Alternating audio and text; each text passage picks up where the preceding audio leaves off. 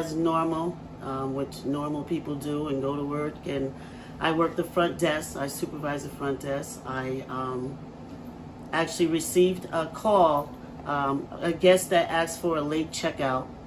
I received a call from them, and they stated that their hot water was not working. So they weren't just asking, saying, like, my hot water's not working. They were screaming. I don't want to say the type of language that they were screaming, but he was upset. He was very, very upset about the hot water was not working. I said, excuse me, sir, but you don't have to speak to me in that type of tone of voice or say that language. So he called back and said, I'm going to come down to the front desk. I'm coming, he says, in a threatening voice. And I hung up the phone. And obviously that made him very angry. So I in turn called my general manager and had him go check what was the problem. And he found out what the problem was, and it was fixed. So it was a 2-second fix. So I told him that he was irate and very belligerent, and he was coming to us, and he threatened to come to the front desk in a threatening voice.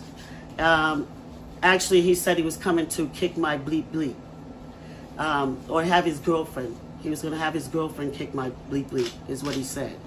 And so my general manager met him in the hallway before even getting around to the front desk. So my general manager said, Crystal, I got this, told me, and I turned around, went back towards my desk.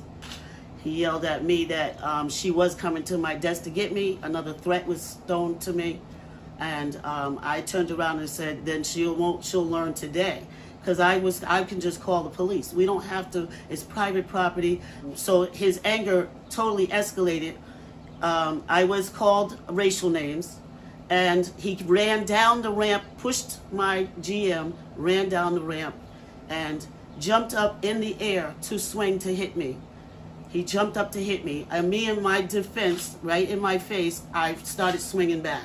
She in turn came, and so I was swinging in between the two of them. I'm smaller than them, and they were punching, and it was a punching match, and I was so fearful. I was doing for my life.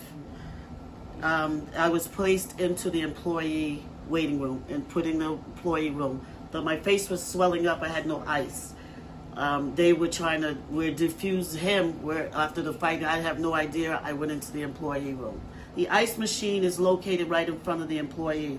So I got the little bag, and I was getting the ice in the bag. Got the ice in the bag, and him and her came up right to me. So they should have been on the opposite side of the whole hotel, but they were on our side. They were near the front desk still. And so he saw me. She came up to me and she said, you scratched my man's neck. And she came up to me, and she came up and got in my 6 feet, and I went to fighting again. My coworker was right next to me trying to push me back. He came around both girls and punched me and got me in the eye again. But this time he grabbed my clothes and pushed him out of the way, and he threw me, and she threw me too. Both of them, this time they didn't want a fist fight. They actually threw me, and I went against the wall. So that's how I hurt my wrist and everything, because so while I was on the ground, he was kicking me. He was kicking me in the back. This is the last thing that I saw, which has traumatized me every second. I have not slept well. I haven't slept. I slept in pain. This makes me cry because he went to stomp my face. He called me a monkey, and he told us we don't deserve to be on this earth at all, and that he hoped we get shot. I am somebody's mother. I would train my son to give way more respect to elderly people.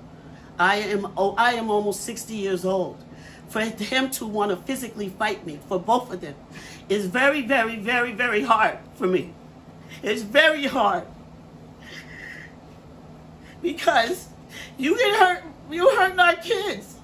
You're taking away from people. They're grandmothers. We are people. We deserve to be here. I'm an American citizen. I pay taxes. I don't deserve this. My people don't deserve to die. They don't deserve to die. You want to harm us, physically harm us, and you want to kill us for what? The color of my skin? I am a person. And I'm not going to tolerate you guys. I'm not going to tolerate this racial crimes to wipe out my generation. You can't do it.